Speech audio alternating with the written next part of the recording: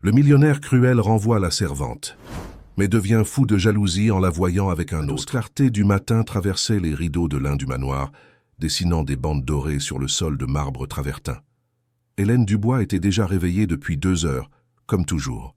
Son horloge interne n'avait pas besoin d'alarme. Elle savait exactement quand la journée de Léonard Delacroix commencerait, et tout devait être impeccable avant qu'il ne descende les escaliers.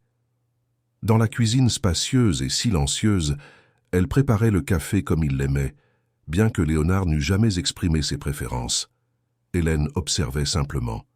2 ans à observer chaque geste, chaque expression, chaque petite variation d'humeur qui passait inaperçue pour tous, sauf pour elle.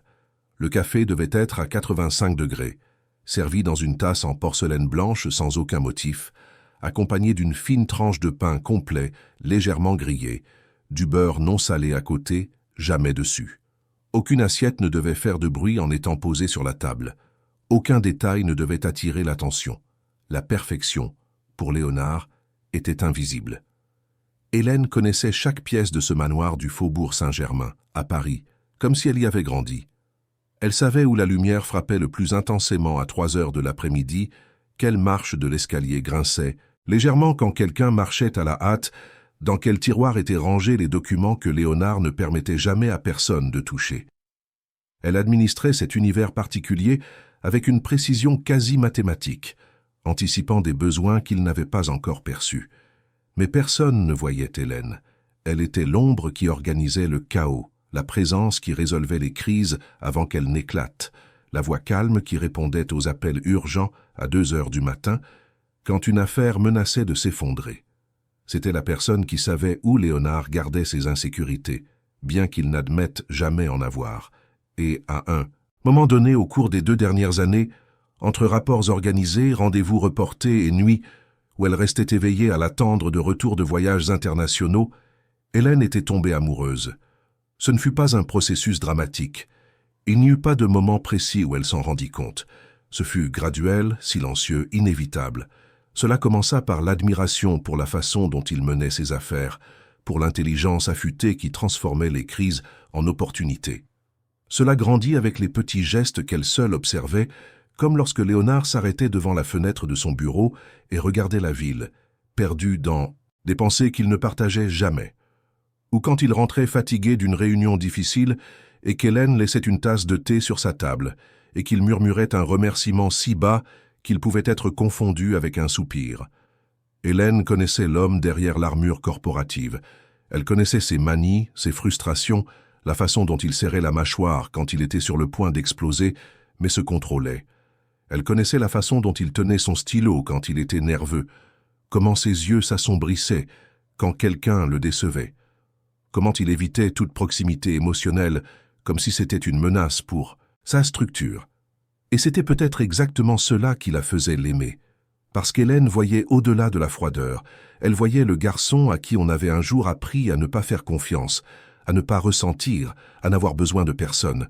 Elle voyait l'homme qui avait bâti un empire parce que c'était plus facile que de construire des relations humaines. Mais Léonard Delacroix ne savait pas aimer, ou avait oublié comment le faire.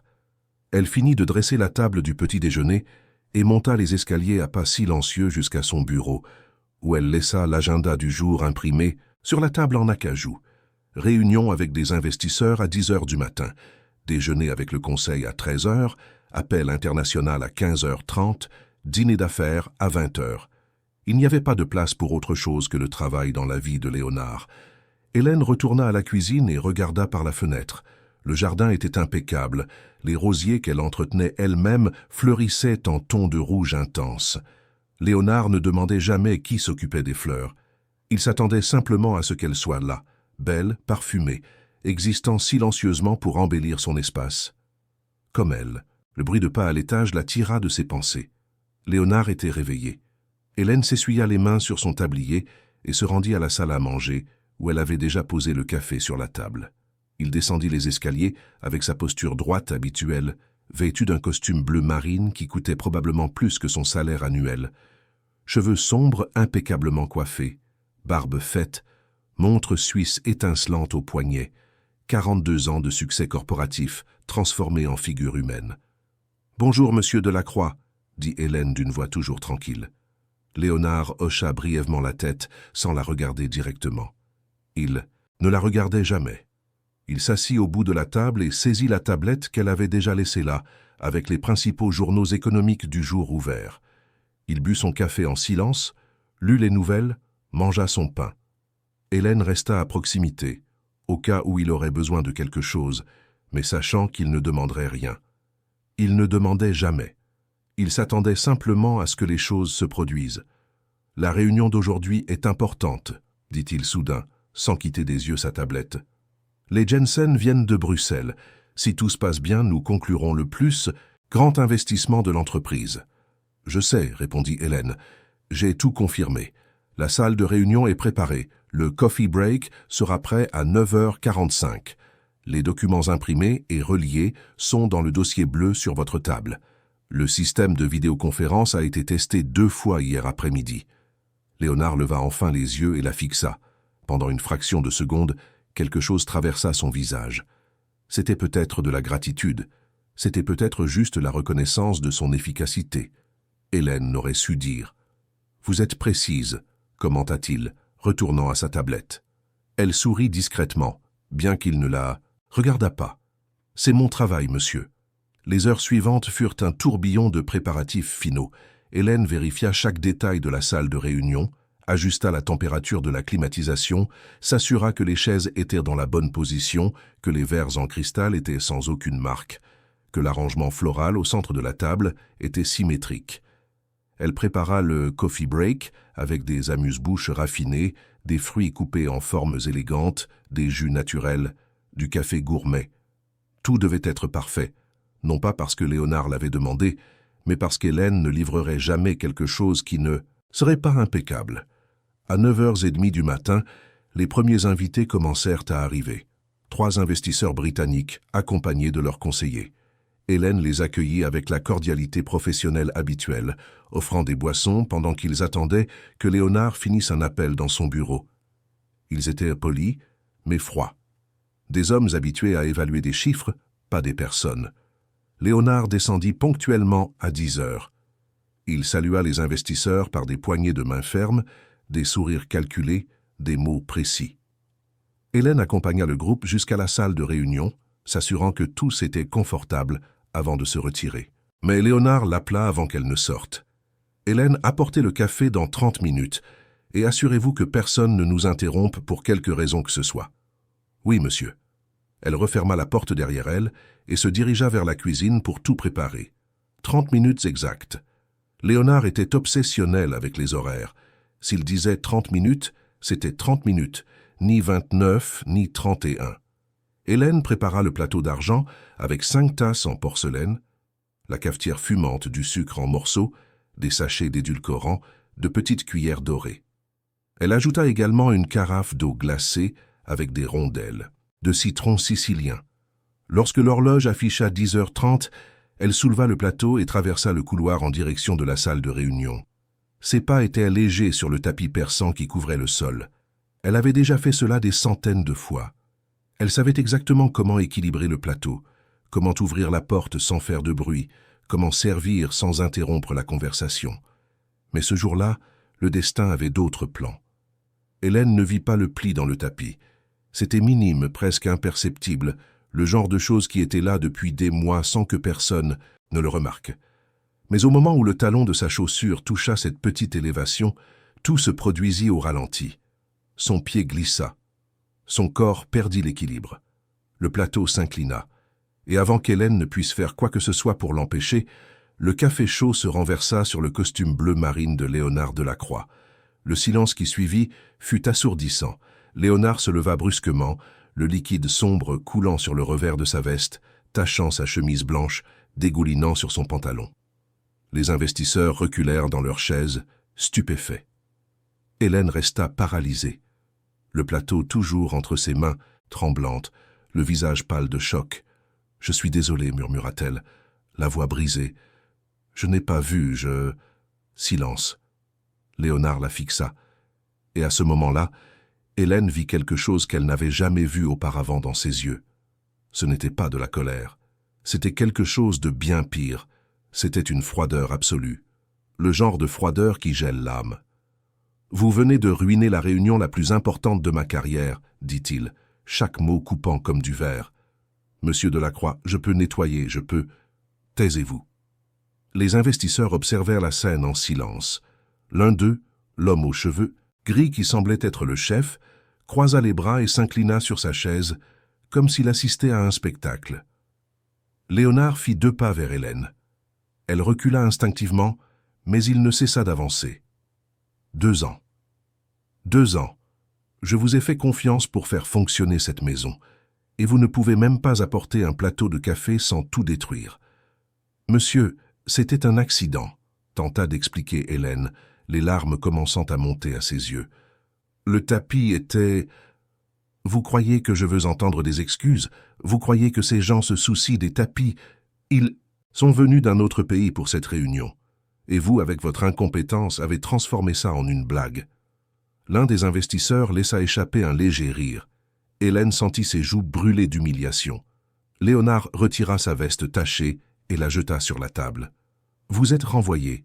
Je veux que vous ramassiez vos affaires et que vous quittiez cette maison dans les 2 prochaines heures. Et si vous pensez que vous allez recevoir une lettre de recommandation, vous pouvez oublier. Je ne signerai pas mon nom sous l'incompétence. » Hélène sentit le sol disparaître sous ses pieds. Les larmes qu'elle avait tenté de retenir coulèrent sur son visage, mais elle ne bougea pas. Elle resta là, immobile, tenant le plateau vide, sentant le poids de l'humiliation écraser sa poitrine. Le chef des investisseurs se leva et applaudit lentement. « Impressionnant, monsieur Delacroix. Maintenant, je vois le type de leadership que nous recherchons, un homme qui n'accepte pas les échecs, un homme qui prend des décisions difficiles sans hésiter. » Les autres investisseurs hochèrent la tête, souriant. Pour eux, cela avait été une démonstration de pouvoir. Pour Hélène, cela avait été la destruction de tout ce qu'elle avait construit en 2 ans. « Vous pouvez vous retirer, » dit Léonard, se rassoyant comme si rien ne s'était passé. Hélène se retourna et quitta la pièce, les jambes tremblantes, la vision brouillée par les larmes. Elle traversa le couloir, monta les escaliers jusqu'à la petite chambre qu'elle occupait à l'étage supérieur et s'assit sur le lit. Le choc n'était pas encore complètement passé. Une partie d'elle espérait que Léonard apparaîtrait, qu'il dirait qu'il avait exagéré, que c'était juste la nervosité de la réunion. Mais les heures passèrent et il n'apparut pas. Hélène commença à ramasser ses affaires. Elle n'avait pas grand-chose. 2 valises suffisaient pour transporter toute sa vie. Des vêtements, des livres, quelques photos, les objets personnels qu'elle avait accumulés pendant ces 2 années. Pendant qu'elle rangeait, les larmes continuaient de couler, silencieuses, persistantes. Ce n'était pas seulement son emploi qu'elle perdait. C'était l'illusion qu'un jour Léonard la verrait vraiment. C'était le rêve secret que peut-être, juste peut-être, il pourrait la voir comme quelque chose de plus qu'une employée. Mais les rêves ne paient pas les factures. Et les illusions ne guérissent pas les humiliations publiques. À 14 heures, Hélène Dubois franchit le portail du manoir pour la dernière fois, portant 2 valises et un cœur brisé. Elle ne regarda pas en arrière. Elle ne permit plus aucune larme de tomber. Elle avait passé 2 ans à être invisible pour l'homme qu'elle aimait. Maintenant, pour la première fois, elle serait vue, mais pas de la manière dont elle avait toujours rêvé. Elle appela un taxi et donna l'adresse de la pension où elle avait vécu avant de commencer à travailler pour Léonard. Le chauffeur tenta d'engager la conversation, mais Hélène resta silencieuse, regardant les rues de Paris défiler dans un flou gris. Alors que le taxi s'éloignait du faubourg Saint-Germain, Hélène se fit une promesse silencieuse. Elle ne serait plus jamais invisible. Elle ne permettrait plus jamais à quiconque de la traiter, comme si elle n'avait aucune valeur. Elle n'attendrait plus jamais que quelqu'un la voie. À partir de maintenant, elle serait impossible à ignorer. Mais à ce moment-là, assise sur le siège arrière d'un vieux taxi, avec ses valises à ses pieds et son orgueil en lambeaux, Hélène ne pouvait que ressentir la douleur d'avoir aimé quelqu'un qui n'avait jamais su rendre l'attention, la douleur d'avoir été humiliée devant des étrangers, la douleur d'avoir été jetée comme si 2 ans de dévouement ne valaient absolument rien. Pendant ce temps, au manoir du faubourg Saint-Germain, Léonard Delacroix retournait à la Réunion comme si rien ne s'était passé. Le costume taché avait été remplacé par un autre impeccable qu'il gardait dans son bureau pour les urgences. Les investisseurs étaient impressionnés par sa froideur, par sa capacité à ne pas être ébranlé émotionnellement. Pour eux, c'était un signe de force. Ils conclurent le contrat avant la fin de l'après-midi, célébrant avec du champagne français qui coûtait plus que ce que la plupart des gens gagnaient en un mois. Léonard trinqua avec eux, sourit, serra des mains. Mais pendant que tous parlèrent de chiffres et de projections, il ne pouvait s'empêcher de penser à l'expression sur le visage d'Hélène lorsqu'il l'avait renvoyée. Il ne pouvait oublier les larmes qu'elle avait tenté de cacher. Il ne pouvait effacer de son esprit la façon dont elle était sortie de cette pièce, détruite. Mais Léonard était doué pour ignorer les sentiments. Il avait eu toute une vie de pratique. Alors il repoussa cette image loin, dans un endroit sombre de son esprit où il gardait tout ce qu'il refusait de traiter, et continua la réunion. Quelques heures plus tard, lorsque les investisseurs furent enfin partis, Léonard monta jusqu'à la chambre d'Hélène. La porte était ouverte. La pièce, vide. Elle avait tout emporté, sauf un seul objet posé sur la commode. Un petit vase avec une rose rouge. La même rose qu'elle cueillait chaque semaine dans le jardin et qu'elle plaçait là pour égayer la pièce. Léonard prit le vase et l'observa en silence. Les pétales étaient encore frais, vibrants, parfumés. Il resta là, seul dans cette pièce vide, tenant cette rose comme si elle pouvait expliquer l'étrange serrement qu'il ressentait dans sa poitrine. Mais les roses ne parlent pas. Et Léonard ne savait pas poser les bonnes questions. Il reposa le vase sur la commode et quitta la chambre, refermant la porte derrière lui. Il descendit les escaliers jusqu'à son bureau, où du travail l'attendait. Il y avait toujours du travail qui l'attendait. C'était plus facile ainsi. Le travail n'exigeait pas d'émotion. Le travail ne posait pas de questions difficiles. Le travail ne le jugeait pas. Mais cette nuit-là, pour la première fois depuis des années, Léonard Delacroix ne parvint pas à se concentrer sur les chiffres qui brillaient sur l'écran de l'ordinateur. Son esprit revenait sans cesse à ce moment, au café renversé, aux larmes d'Hélène, au silence qu'elle avait laissé derrière elle, et quelque part au fond de sa conscience, une petite voix tentait de l'avertir qu'il venait de commettre la plus grande erreur de sa vie. Mais Léonard était trop doué pour étouffer les voix gênantes. Alors il éteignit l'ordinateur, but un verre de whisky cher et alla dormir. Le lendemain, la routine continua. Mais la maison était étrange. Le café n'avait pas le même goût. L'agenda était imprimé, mais pas à la position exacte où Hélène le laissait toujours. Les réunions eurent lieu, mais quelque chose clochait. Léonard engagea une nouvelle assistante en urgence, mais elle ne connaissait pas ses horaires, ne savait pas comment il aimait le café, n'anticipait pas ses besoins. Pendant 3 jours, il tenta d'aller de l'avant comme si rien n'avait changé. Mais la vérité était indéniable. Quelque chose de fondamental s'était brisé dans ce manoir, et Léonard ne savait pas encore que le prix de cette rupture serait bien plus élevé qu'il ne pouvait l'imaginer. Le 3e jour après le licenciement, l'un des conseillers des investisseurs britanniques appela. Il avait un ton étrange dans la voix, nerveux, inquiet. « Monsieur Delacroix, nous devons parler de quelque chose qui est apparu sur les réseaux sociaux. » Léonard fronça les sourcils. « Réseaux sociaux? De quoi parlez-vous » Il y eut une pause. « Une vidéo, monsieur, de la réunion. Quelqu'un a filmé le moment où vous avez renvoyé votre assistante. » Léonard sentit le sang se figer dans ses veines. « Et » tenta-t-il de garder une voix ferme. « Et elle est devenue virale, monsieur Delacroix. Très virale. » Léonard raccrocha et ouvrit immédiatement son ordinateur portable. Il accéda aux réseaux sociaux, et là il vit. La vidéo avait des millions de vues, des millions. Et les commentaires étaient dévastateurs. Abus de pouvoir, machisme, arrogance, cruauté. Les mots se répétaient, chacun comme un coup de poing dans l'estomac.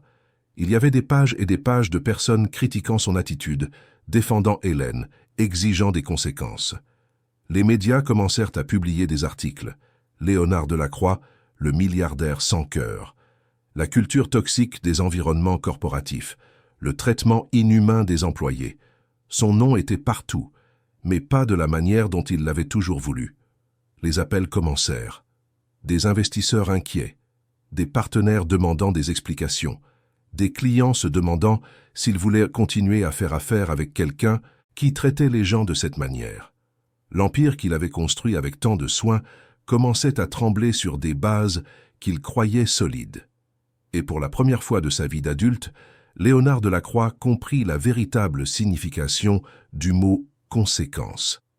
Pendant que le scandale explosait sur les réseaux, Hélène Dubois était assise dans la petite chambre de la pension où elle était retournée vivre, essayant de trouver quoi faire de sa vie. Elle ne savait pas pour la vidéo. Elle ne savait pas qu'elle était devenue le symbole d'une lutte qu'elle n'avait même pas choisi de mener. Tout ce qu'elle savait, c'est qu'elle devait trouver un nouvel emploi, payer son loyer en retard et, d'une manière ou d'une autre, reconstruire sa vie à partir des débris. Elle ouvrit son vieil ordinateur portable et commença à envoyer des CV. Mais sans référence, sans lettre de recommandation, avec un trou de 2 ans dans son historique professionnel qui se terminait par un licenciement soudain, les portes continuaient de se fermer les unes après les autres. Hélène ne pleurait plus. Les larmes avaient séché le 3e jour. Maintenant, il ne restait qu'une froide détermination. Elle ne savait pas encore comment elle ferait. Elle ne savait pas encore quel chemin elle suivrait. Mais une chose était certaine. Elle ne serait plus jamais invisible. La vidéo avait été postée par l'un des conseillers des investisseurs britanniques. Ce n'était pas mal intentionné, du moins au début. Il avait simplement trouvé intéressant d'enregistrer ce moment de leadership ferme, comme il l'avait interprété sur le coup. Il l'avait posté sur un réseau social corporatif avec la légende « Exemple de gestion sans hésitation ». Il pensait qu'il faisait l'éloge de Léonard Delacroix.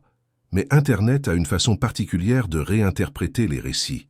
En quelques heures, la vidéo avait été partagée des milliers de fois. Les gens n'y voyaient pas du leadership, ils y voyaient de la cruauté, ils n'y voyaient pas de fermeté, ils y voyaient de l'abus de pouvoir. Et surtout, ils y voyaient un homme riche humiliant publiquement une femme pour un accident qui aurait pu arriver à n'importe qui. Les commentaires étaient féroces. C'est dégoûtant. Elle faisait son travail et il l'a détruite à cause d'un café renversé. Des hommes comme ça pensent qu'ils peuvent traiter les gens comme des ordures juste parce qu'ils ont de l'argent.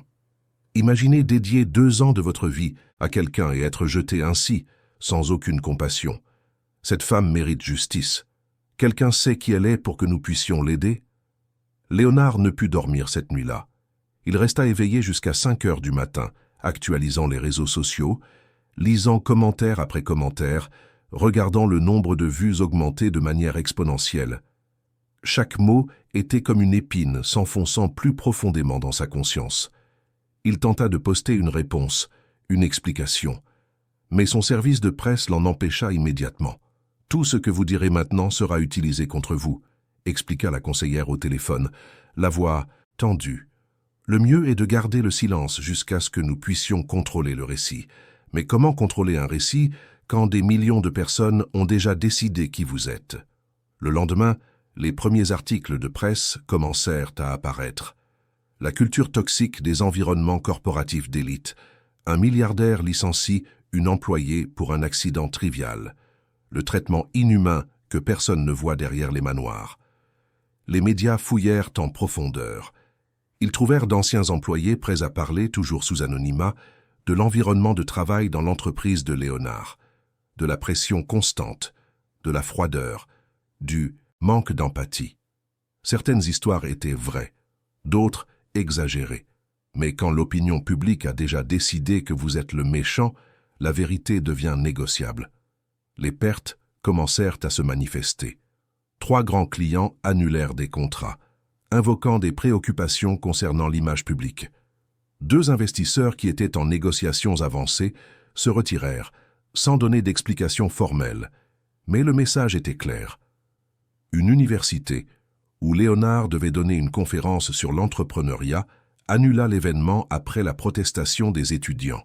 Même les investisseurs britanniques, ceux qui avaient applaudi son attitude, envoyèrent une lettre formelle demandant de reporter la signature du contrat jusqu'à ce que la situation se calme. Léonard tenta de se concentrer sur le travail, mais pour la première fois de sa carrière, les chiffres n'avaient plus de sens. Il regardait les feuilles de calcul et voyait le visage d'Hélène. Il entendait les voix des analystes et se souvenait de ses larmes. Il tentait de penser à des stratégies de récupération et se retrouvait face au souvenir de la rose rouge qu'elle avait laissée dans la chambre. Sa psychologue, qu'il visitait sporadiquement lorsque l'anxiété devenait insupportable, lui suggéra d'augmenter la fréquence des séances. « Léonard, vous devez traiter ce qui s'est passé, dit-elle, assise dans le fauteuil confortable de son cabinet. Pas seulement cette situation spécifique, mais tout ce qui vous y a mené. » Il tenta de discuter. Il tenta d'arguer que ce n'était qu'une crise d'image qui passerait. Mais elle ne le laissa pas faire. « Vous avez publiquement humilié quelqu'un qui vous a dédié 2 ans, et vous ne pouvez même pas admettre que vous aviez tort. Le problème n'est pas seulement l'opinion publique, Léonard. Le problème est que vous ne ressentez pas que vous aviez tort. Et cela m'inquiète profondément. » Les mots résonnèrent dans son esprit pendant des jours. Il voulait être en désaccord. Il voulait dire qu'elle était dramatique, mais une petite partie têtue de sa conscience savait qu'elle avait raison. Pendant que l'empire de Léonard commençait à vaciller, Hélène Dubois faisait face à une réalité beaucoup plus dure et immédiate. L'argent qu'elle avait économisé pendant les 2 années passées à travailler pour lui s'épuisait. Le loyer de la pension était bon marché, mais même ainsi, il rongeait ses économies. Elle envoyait des CV tous les jours, mais les réponses étaient toujours les mêmes. Parfois, il n'y avait même pas de réponse. Le problème était toujours le même. Les références. « Pourquoi avez-vous quitté votre emploi précédent ?» demandèrent les recruteurs. Hélène apprit à mentir. Problème personnel, changement de ville, recherche de nouveaux défis. Mais les mensonges n'étaient pas convaincants quand elle n'avait aucune lettre de recommandation, aucun contact qui puisse confirmer sa compétence, aucune preuve que ces 2 années de travail avaient existé au-delà d'un salaire déposé mensuellement. Certaines entreprises faisaient des recherches d'antécédents, et quand elle découvrait qu'elle avait travaillé pour Léonard Delacroix, la conversation changeait immédiatement de ton. « Ah, vous êtes la jeune femme de la vidéo », dit une recruteuse lors d'un entretien, le ton un mélange étrange de curiosité et de pitié. Hélène sentit son visage brûler. « Je préfère ne pas en parler. »« Bien sûr, répondit la femme, mais son regard en disait long. Hélène ne fut pas rappelée. Les jours se transformèrent en semaines, les semaines en 1 mois. Hélène réduisit ses repas à 2 par jour, puis à 1. Elle annula son forfait téléphonique et n'utilisa plus que le Wi-Fi de la pension. Elle vendit quelques vêtements, quelques livres, tout ce qui pouvait générer un peu d'argent. Mais ce n'était toujours pas suffisant. Un soir, assise par terre dans sa minuscule chambre, l'ordinateur, portable sur les genoux et l'estomac gargouillant de faim, Hélène toucha le fond. Elle se permit de pleurer pour la première fois depuis qu'elle avait quitté le manoir. Elle pleura l'humiliation, elle pleura l'injustice, elle pleura l'amour non partagé. Elle pleura la vie qu'elle avait perdue. Mais après que les larmes eurent séché, quelque chose changea en elle. Hélène n'était plus la même femme qui était entrée dans ce manoir 2 ans auparavant. Elle n'était plus la jeune fille qui croyait que le travail acharné et le dévouement seraient suffisants. Elle avait appris, de la manière la plus douloureuse possible, que le monde ne récompense pas l'invisibilité. Alors elle prit une décision. Si personne ne voulait l'embaucher, elle créerait sa propre opportunité. Hélène avait des compétences. Elle était organisée, minutieuse, savait coordonner des événements complexes, gérer des personnes difficiles, résoudre des crises. Pendant 2 ans, elle avait géré la vie d'un milliardaire. Elle pouvait certainement appliquer ses compétences quelque part. Elle commença petit, très petit. Elle offrit ses services d'organisation d'événements dans des groupes de quartier sur les réseaux sociaux, fêtes d'anniversaire, mariages simples, événements corporatifs pour petites entreprises. Le paiement était minimal, mais c'était quelque chose. Le premier événement qu'elle coordonna fut une fête de 15 ans dans une salle louée en Seine-Saint-Denis. La famille avait un budget serré et de grandes attentes. Hélène travailla pendant 3 semaines à planifier chaque détail. Elle rechercha des fournisseurs bon marché mais fiables, négocia les prix, créa une décoration élégante avec des matériaux accessibles. Le jour de la fête, elle arriva à 6 heures du matin et partit à minuit, s'assurant que tout fonctionnait parfaitement. Quand la jeune fille dont c'était l'anniversaire vit la salle décorée, elle pleura de joie. La mère serra Hélène si fort qu'elle eut du mal à respirer. « Vous avez réalisé le rêve de ma fille » dit la femme les yeux brillants. « Merci beaucoup. » Cette étreinte valait plus que n'importe quel salaire que Léonard lui avait jamais versé. Hélène continua d'accepter de petits travaux, et à chaque événement, sa réputation grandissait. Les gens commencèrent à la recommander, d'abord à des amis et à la famille, puis à des connaissances, puis à des personnes qu'elle n'avait jamais vues.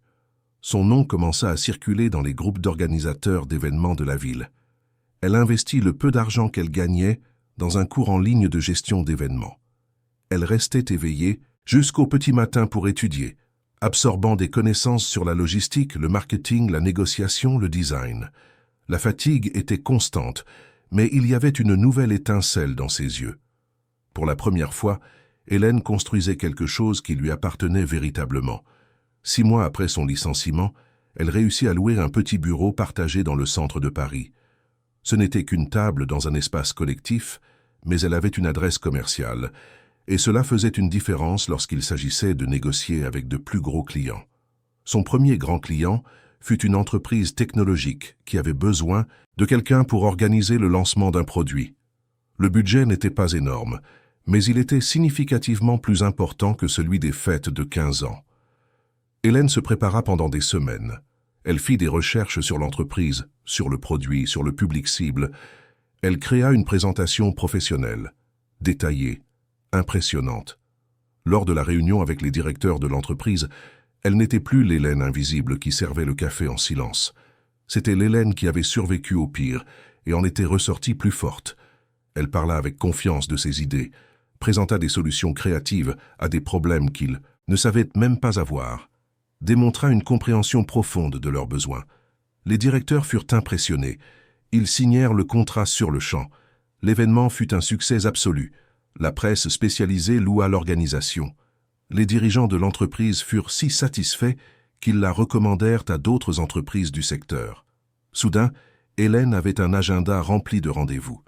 Elle engagea une assistante, loua son propre bureau, petit mais fonctionnel, créa un site web professionnel, investit dans le marketing digital.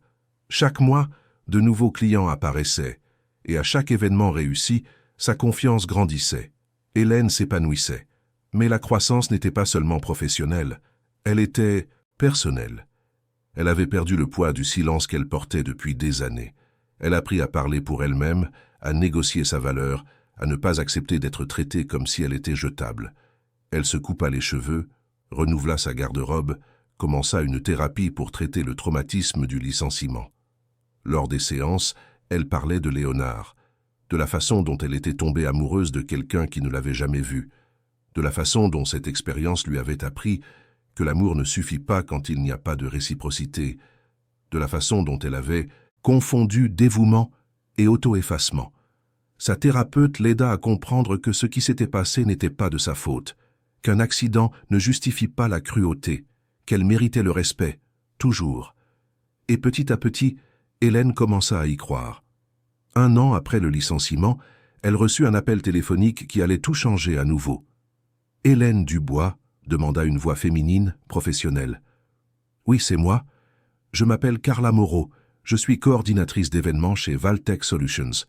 Nous organisons notre événement annuel, la plus grande rencontre corporative du semestre, et nous aimerions discuter avec vous de la possibilité de le coordonner. » Hélène sentit son cœur s'accélérer.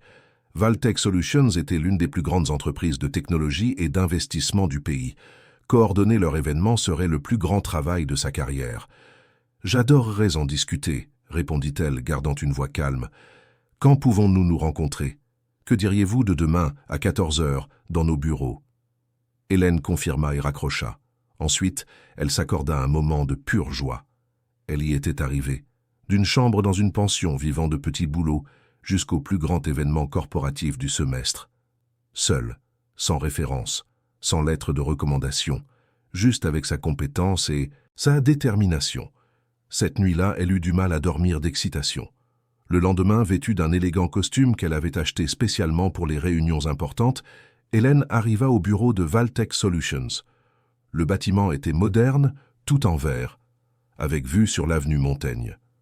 Elle monta au 20e étage, où elle fut accueillie par Carla Moreau, une femme d'une 40aine d'années, aux cheveux courts et au sourire accueillant. « C'est un plaisir de vous rencontrer personnellement, » dit Carla, serrant la main d'Hélène. « J'ai entendu des choses merveilleuses sur votre travail. » Pendant l'heure suivante, Carla expliqua les détails de l'événement. Ce serait une rencontre réunissant les principaux dirigeants et investisseurs de l'entreprise, ainsi que des conférenciers internationaux. 2 jours complets de panels, d'ateliers, de networking et de dîners de gala. 1200 invités, un budget de 2 millions d'euros. Hélène écouta attentivement, prenant des notes, posant des questions intelligentes, visualisant déjà comment tout pourrait fonctionner. Quand Carla eut fini de parler, elle attendit sa réaction.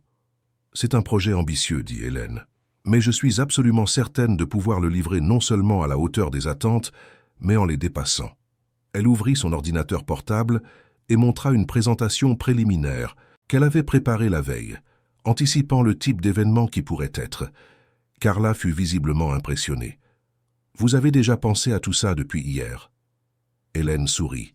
« J'ai appris que la préparation est la différence entre un bon événement et un événement exceptionnel. » Carla acquiesça satisfaite. « Vous êtes engagée.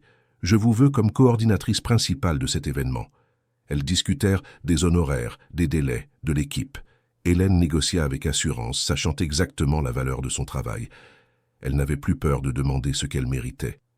Quand elle quitta le bureau, 2 heures plus tard, le contrat signé, Hélène sentit qu'elle avait bouclé la boucle. La jeune fille qui servait le café en silence n'existait plus. À sa place, se tenait une femme qui avait construit son propre chemin, qui avait survécu au pire et en était ressortie plus forte. Pendant qu'Hélène construisait son avenir, Léonard Delacroix s'enfonçait dans le présent. Le scandale n'était pas passé comme il l'espérait. Des mois plus tard, les gens en parlaient encore. Son nom était devenu synonyme de leadership toxique. Les entreprises craignaient de s'associer à lui. Les investisseurs se retiraient.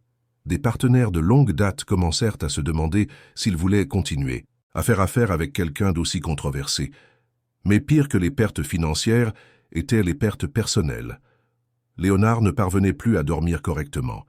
Il se réveillait au milieu de la nuit avec le visage d'Hélène hantant ses pensées. Il voyait ses larmes. Il entendait les mots cruels qu'il avait prononcés. Il sentait le poids de l'humiliation qu'il avait infligée. Il tenta de la retrouver. Il appela l'ancien numéro, mais il était désactivé. Il envoya des messages sur les réseaux sociaux, mais elle avait bloqué tous les canaux. Il tenta de découvrir où elle vivait, mais Hélène avait simplement disparu de son monde. Sa psychologue insistait sur le fait qu'il devait faire plus que simplement chercher Hélène. Il devait comprendre pourquoi il avait réagi de cette manière. Il devait déterrer les traumatismes qui l'avaient transformé en quelqu'un d'incapable de faire preuve d'empathie. Les séances devinrent plus fréquentes, 3 fois par semaine. Léonard commença à parler de choses dont il n'avait jamais parlé à personne, de son père exigeant qui n'était jamais satisfait de rien, de sa mère distante qui privilégiait les apparences sur l'affection, de la façon dont il avait appris très tôt que les émotions étaient des faiblesses, que la vulnérabilité était dangereuse, que faire confiance à quelqu'un était une erreur. Il avait construit des murs si hauts autour de son cœur qu'il ne savait même plus comment les abattre.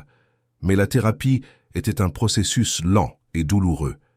Il n'y avait pas de solution rapide pour des décennies de conditionnement émotionnel. Léonard devait désapprendre tout ce qu'il pensait savoir sur lui-même et reconstruire à partir de zéro. Des mois passèrent. L'entreprise survécut à la crise, mais ne redevint jamais ce qu'elle était. Léonard était plus prudent maintenant. Il traitait ses employés avec plus de respect. Il demandait des avis. Il écoutait. Il tentait d'être le genre de leader qu'il aurait dû être depuis le début, mais le vide qu'Hélène avait laissé persistait. Le manoir ne fonctionnait plus de la même manière. Les assistantes qu'il avait engagées étaient compétentes, mais elles ne connaissaient pas ses manies, n'anticipaient pas ses besoins, ne savaient pas comment il aimait le café. Et il réalisa trop tard que ce n'était pas seulement une question de café ou d'efficacité. C'était une question de quelqu'un qui se souciait, quelqu'un qui voyait au-delà de la façade, quelqu'un qui connaissait l'homme derrière le milliardaire et, inexplicablement, restait quand même. Un soir, Léonard était dans son bureau, révisant des propositions pour l'événement annuel de l'entreprise, lorsqu'il vit le nom de la coordinatrice engagée. Hélène Dubois. Son cœur s'arrêta.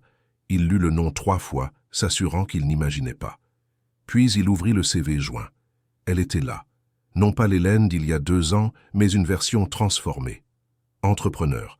Coordinatrice d'événements de haut standing. Liste impressionnante de clients. Recommandations enthousiastes. Léonard s'assit sur sa chaise abasourdi. Elle avait fait tout cela, seule, sans son aide, sans référence, sans rien d'autre que sa propre détermination. Pendant qu'il s'enfonçait, elle s'envolait. Pour la première fois de sa vie, Léonard Delacroix ressentit quelque chose qu'il n'avait jamais éprouvé auparavant. Ce n'était pas de l'admiration, ce n'était pas de la fierté, c'était autre chose, quelque chose de plus profond, de plus effrayant.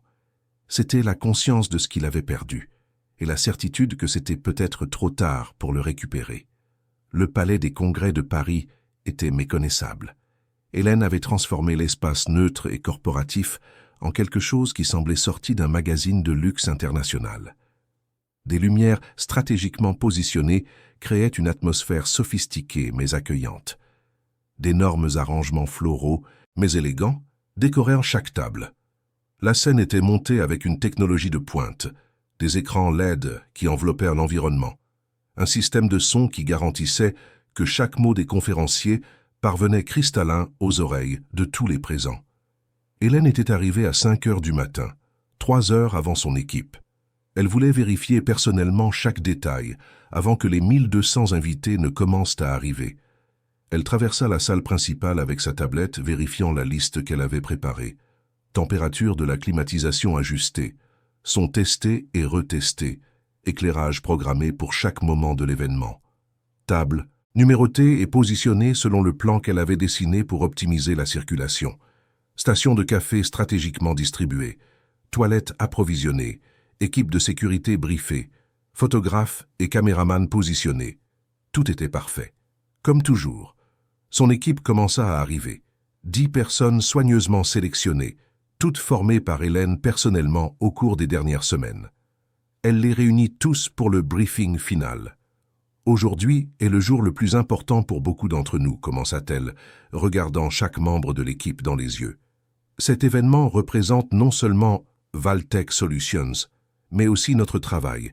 Chacun de vous sait exactement quoi faire. Je vous fais confiance à tous, mais si quelque chose ne se passe pas comme prévu, ne paniquez pas. Venez directement à moi, nous sommes une équipe. Nous allons faire cela ensemble. L'équipe acquiesça, dynamisée par le discours. Et rappelez-vous, ajouta Hélène avec un sourire, nous ne créons pas seulement des événements, nous créons des expériences dont les gens se souviendront toute leur vie. Alors allons-y et créons quelque chose d'inoubliable. Pendant qu'Hélène organisait les derniers détails, Léonard Delacroix était chez lui, au manoir du Faubourg Saint-Germain, essayant de décider quoi porter. Cela semblait ridicule d'être nerveux pour quelque chose d'aussi trivial, mais il savait que ce ne serait pas un événement comme les autres. Il savait qu'Hélène serait là, et une partie de lui, la partie qui n'avait pas encore appris à traiter les émotions correctement, était terrifiée.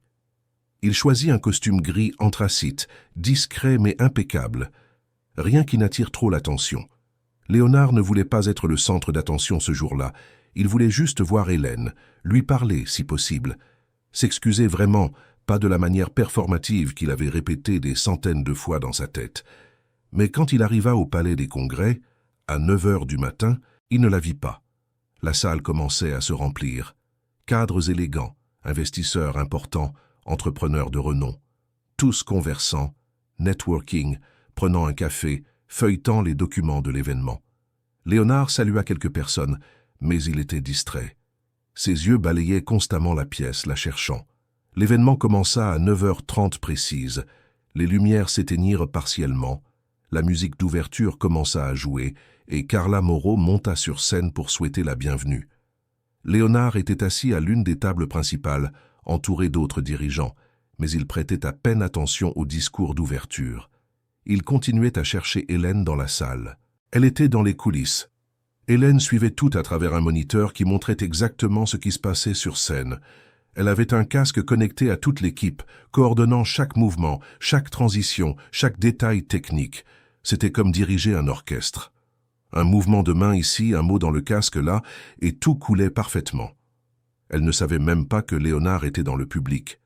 Carla n'avait pas mentionné qu'il serait l'un des invités. Pour Hélène, ce n'était qu'un travail de plus, le plus important de sa carrière jusqu'à présent, mais tout de même, juste du travail. La matinée passa dans un tourbillon de conférences, de panels et de présentations. Hélène n'eut pas une minute de libre. Il y avait toujours quelque chose qui nécessitait son attention. Un orateur ayant besoin d'eau, un écran LED qui clignota pendant 2 secondes et devait être vérifié. Un invité VIP arrivait en retard et qui devait être discrètement conduit à sa place. Hélène résolvait tout avec une efficacité silencieuse, invisible pour les participants, mais absolument essentielle au bon fonctionnement de l'ensemble. Ce n'est qu'à l'heure du déjeuner que Léonard la vit pour la première fois. Il se servait au buffet quand il la remarqua de l'autre côté de la salle. Elle parlait avec un membre de l'équipe technique, pointant du doigt quelque chose sur sa tablette, donnant clairement des instructions. Elle portait un costume gris clair qui la rendait à la fois professionnelle et élégante. Ses cheveux, qu'elle portait auparavant toujours attachés en un simple chignon, étaient maintenant coupés dans un style moderne qui encadrait son visage. Il y avait quelque chose de différent en elle. Ce n'était pas seulement son apparence. C'était la façon dont elle bougeait, dont elle parlait, dont elle occupait l'espace. Hélène avait de la présence, maintenant. Léonard resta paralysé, l'assiette à la main oubliée. Il l'observa simplement travailler, fasciné. La façon dont elle souriait à un membre de l'équipe après avoir résolu un problème. La façon dont elle vérifiait chaque détail avec une attention méticuleuse. La façon dont elle était, simultanément, ferme et douce.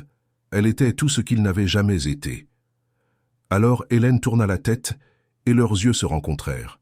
Pendant une seconde, peut-être 2, le monde s'arrêta. Léonard vit la reconnaissance passer dans ses yeux. Il vit la surprise. Et puis, il vit quelque chose qui l'effraya plus que la colère ou la tristesse. Il vit l'indifférence. Hélène détourna simplement le regard et continua à converser avec son assistant, comme si Léonard n'était qu'un invité de plus parmi 1200. Il eut l'impression d'avoir reçu un coup de poing dans l'estomac. Léonard retourna à sa table mais ne put manger. Il observa Hélène de loin, remarquant comment elle se déplaçait dans la salle avec confiance, comment les gens la traitaient avec respect, comment elle souriait sincèrement quand quelqu'un louait l'événement. Elle était heureuse, et il n'avait rien à voir avec ce bonheur. L'après-midi passa rapidement. Plus de conférences, plus de panels, plus de networking. L'événement était un succès absolu. Les invités louaient tout, de l'organisation impeccable aux détails gastronomiques. Carla était radieuse, sachant que son choix de coordinatrice avait été parfait. Léonard tenta d'approcher Hélène plusieurs fois pendant la journée, mais il y avait toujours quelque chose ou quelqu'un sur son chemin. Quand elle était libre, il était pris dans des conversations d'affaires. Quand il était libre, elle avait disparu dans les coulisses pour résoudre un problème technique. Ce n'est qu'en fin d'après-midi, alors que l'événement officiel du premier jour se terminait et que les invités commençaient à se disperser, que Léonard réussit enfin à se retrouver seul près d'elle. Hélène supervisait le démontage partiel de la scène, préparant tout pour le deuxième jour, quand elle sentit une présence derrière elle. Elle se retourna et trouva Léonard immobile à quelques mètres. Son premier instinct fut de s'éloigner. Mais elle était professionnelle. Elle travaillait. Alors elle le fixa simplement avec une expression neutre. « Monsieur Delacroix » dit-elle, la voix polie mais distante. « Puis-je vous aider en quelque chose ?» Léonard ne s'attendait pas à cela. Il s'attendait à de la colère, peut-être, à de la rancœur. Il ne s'attendait pas à cette cordialité, froide et professionnelle. « Hélène, commença-t-il, la voix plus rauque qu'il ne l'aurait voulu, « je ne savais pas que vous étiez la coordinatrice de cet événement. » Elle inclina légèrement la tête. « Valtech Solutions m'a engagé il y a 3 mois. Je crois que mon travail a été satisfaisant. » Satisfaisant. Léonard faillit rire de l'absurdité du mot. « C'est incroyable, l'événement est parfait. Vous êtes brillante. » Hélène ne sourit pas. Elle ne montra aucune émotion. « Merci. Si vous le permettez, j'ai encore beaucoup de travail. » Elle commença à s'éloigner, mais Léonard fit un pas en avant. « Attendez, s'il vous plaît. » Hélène s'arrêta mais ne se retourna pas complètement. Elle resta de profil, attendant. « J'ai besoin de vous parler, pas en tant qu'invité de l'événement, mais en tant que moi. Je dois m'excuser. Je dois expliquer. » « Inutile, Léonard. » C'était la première fois qu'elle l'appelait par son prénom depuis le licenciement, et il y avait quelque chose dans son ton, quelque chose de définitif, qui lui fit réaliser qu'elle ne voulait vraiment pas entendre. « Ce que vous avez fait était horrible, » continua Hélène sans le regarder directement. « Cela m'a détruite ce jour-là, mais je me suis reconstruite, et je n'ai pas besoin de vos excuses pour avancer, car j'ai déjà avancé. Cette conversation ne me sert à rien. » « Mais elle me sert, dit Léonard, la voix brisée. J'ai besoin que vous sachiez que j'avais tort, complètement tort, et qu'il ne se passe pas un jour sans que je regrette ce que j'ai fait. » Hélène se retourna enfin et le fixa vraiment. Ses yeux étaient secs, clairs, fermes. « Votre regret est votre problème, Léonard, pas le mien. Vous devez le traiter seul, ou avec un thérapeute, ou avec qui vous voulez. Mais pas avec moi. Je ne suis plus la femme qui servait votre café en silence, espérant que vous la remarqueriez. J'ai grandi, et une partie de cette croissance a été de comprendre que je n'ai pas besoin de votre reconnaissance pour avoir de la valeur. » Les mots furent comme des lames, précises, chirurgicales, vraies. Léonard resta sans voix.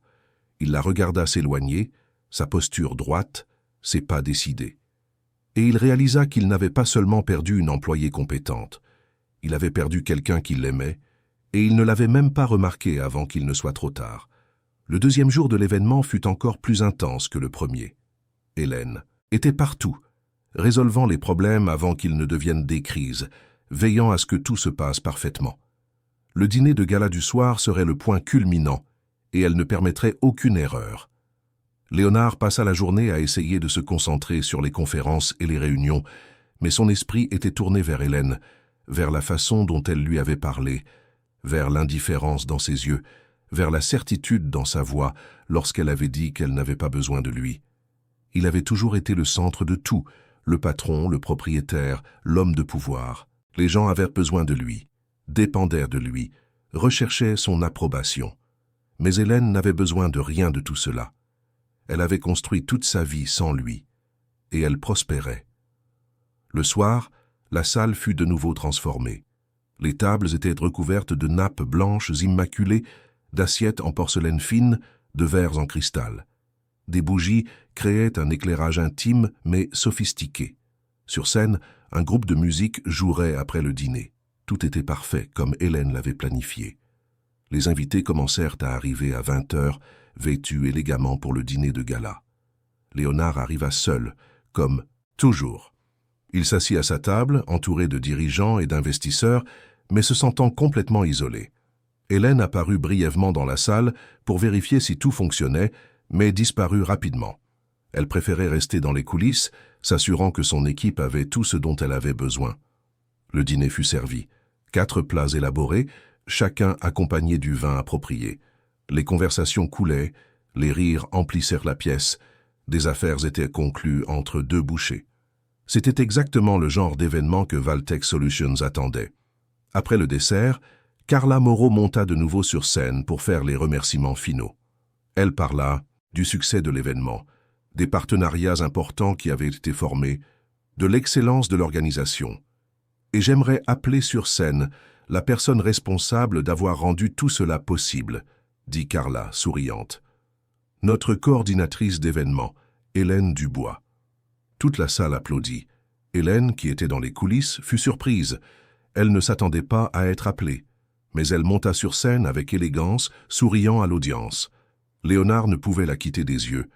La lumière de la scène l'éclairait, la faisant briller. Elle remercia brièvement, professionnellement, sans chercher des projecteurs inutiles, mais elle était là, admirée par tous, recevant la reconnaissance qu'elle méritait. Quand Hélène descendit de scène, des dizaines de personnes l'entourèrent pour la féliciter, pour lui demander sa carte, pour discuter de futurs travaux possibles. Elle parlait à tous avec attention, mais gardait toujours un air de professionnalisme. Léonard attendit. Il resta assis à sa table observant, et quand enfin le groupe autour d'elle diminua, il s'approcha de nouveau. « Félicitations », dit-il simplement. Hélène se retourna et le vit. Un instant, son expression s'adoucit. Juste un instant. « Merci », répondit-elle. Ils restèrent là, immobiles l'un devant l'autre, avec une année entière de choses non dites entre eux. Le bruit de la salle autour semblait lointain. « Hélène, » commença Léonard, la voix basse, « je sais que vous avez dit que vous n'aviez pas besoin de mes excuses, et je le respecte.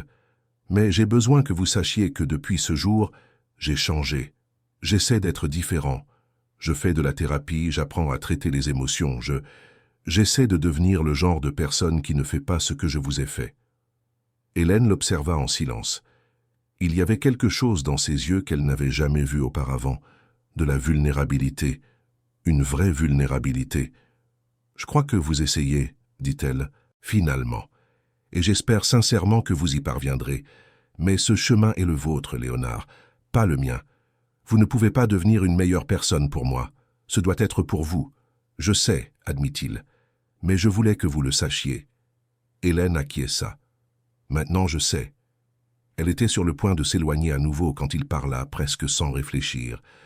Vous avez toujours été incroyable. C'est moi qui n'ai jamais su le voir. Hélène s'arrêta. Elle se retourna lentement.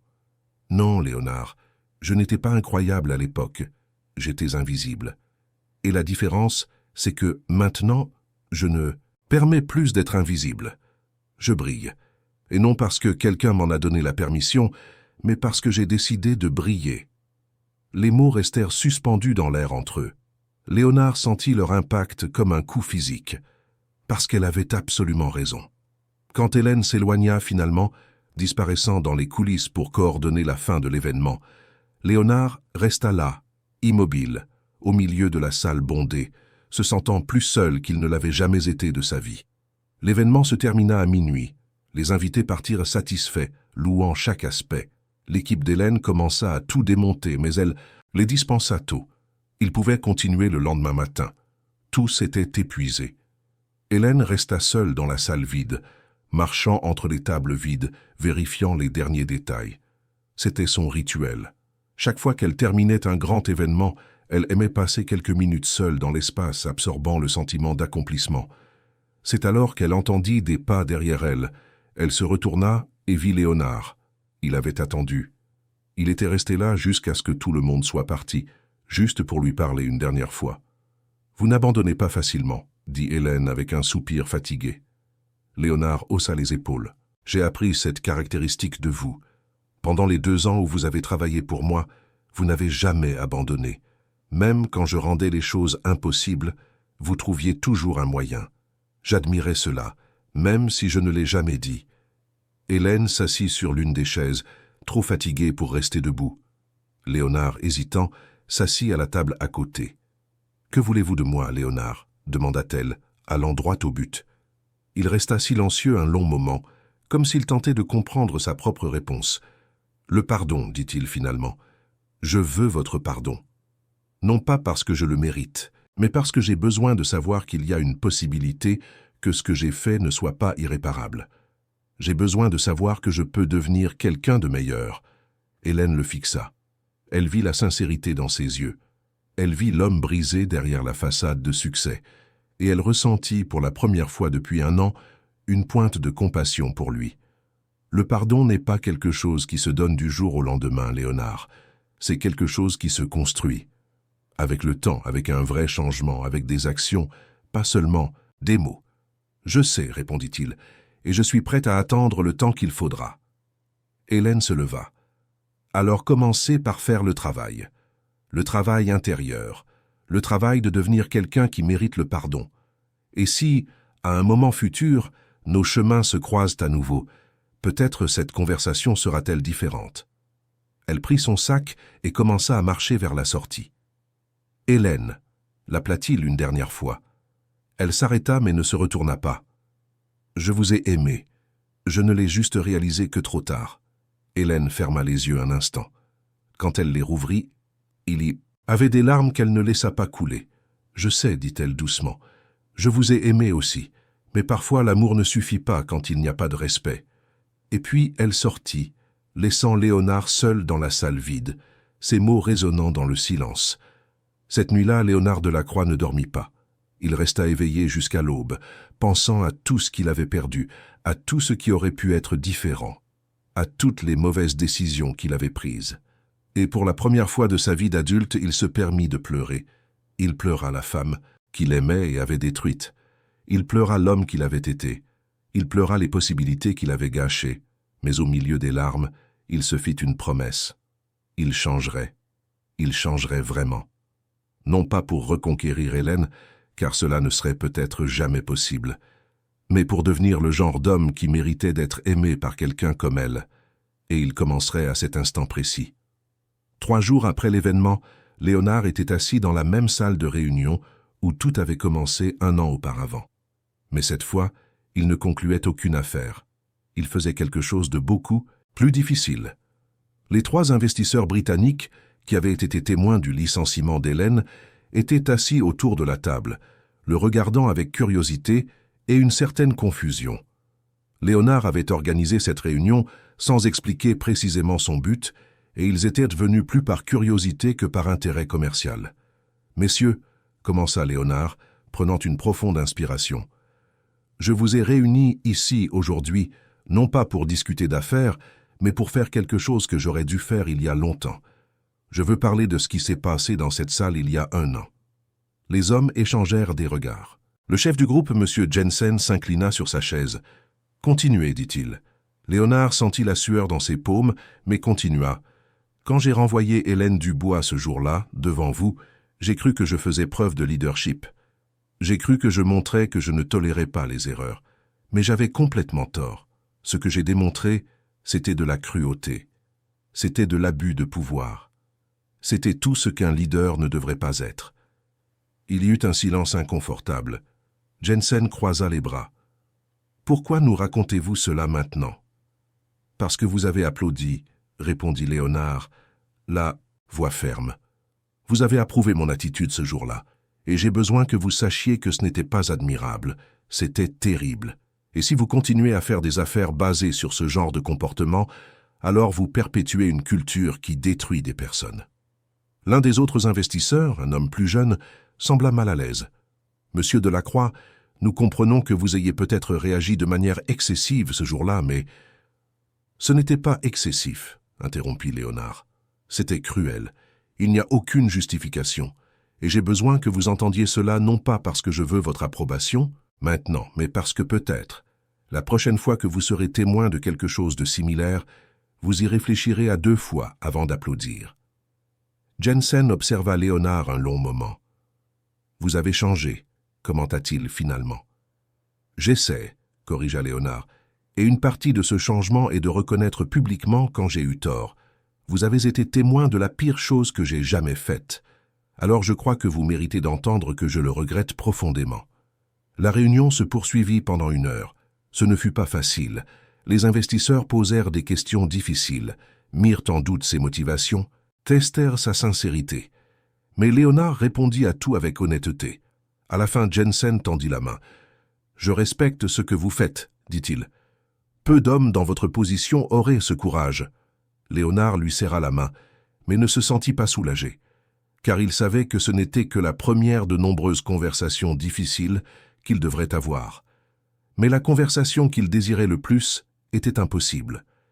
Hélène ne répondait pas à ses appels, ne répondait pas à ses messages. Elle avait bloqué tous les moyens de contact. Et Léonard le respectait, même si cela faisait mal. Elle avait clairement fait savoir qu'elle ne voulait pas lui parler, et il n'avait pas le droit de forcer quoi que ce soit.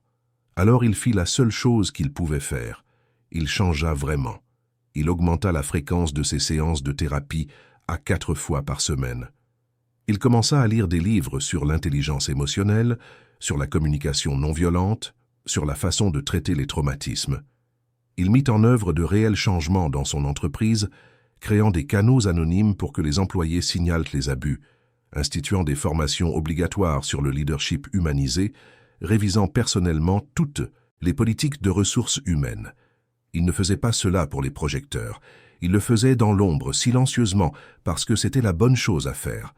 Un jour, sa thérapeute lui posa une question qui le laissa sans réponse pendant plusieurs minutes. « Léonard, faites-vous tout cela pour reconquérir Hélène ou pour devenir une meilleure personne ?» Il resta silencieux, pensif. « Je ne sais pas, » admit-il finalement. « Au début, c'était pour la reconquérir.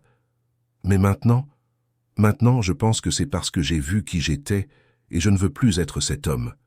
Même si elle ne me pardonne, jamais j'ai besoin d'être différent. » La thérapeute sourit. C'est la réponse que j'attendais. Pendant que Léonard travaillait à sa transformation, Hélène était confrontée à une décision qui allait de nouveau changer sa vie. La proposition de Lyon était arrivée 2 semaines après l'événement de Valtech Solutions. Une entreprise portugaise d'événements de luxe avait vu son travail, fut impressionnée par sa compétence et voulait l'engager comme directrice des opérations en Europe. Le salaire était 3 fois plus élevé que ce qu'elle gagnait maintenant. Elle aurait une équipe de 20 personnes sous ses ordres. Un appartement dans l'une des plus belles régions de Lyon payé par l'entreprise. C'était l'opportunité d'une vie. Mais cela signifiait quitter la France, laisser tout ce qu'elle avait construit ces derniers mois, recommencer à zéro dans un autre pays, une autre culture, une autre langue. Hélène discuta de la proposition avec sa thérapeute, avec des amis proches, avec des partenaires de travail. Tous avaient des opinions différentes. Certains pensaient qu'elle devrait partir sans hésiter. D'autres pensaient qu'elle construisait quelque chose de solide à Paris et devrait continuer. La vérité est qu'Hélène avait peur, non pas d'échouer. Elle s'était prouvé qu'elle était capable de se relever des situations les plus difficiles. Elle avait peur de fuir. Fuir Léonard. Fuir des sentiments non résolus. Fuir une douleur qui lancinait encore doucement au fond de son cœur.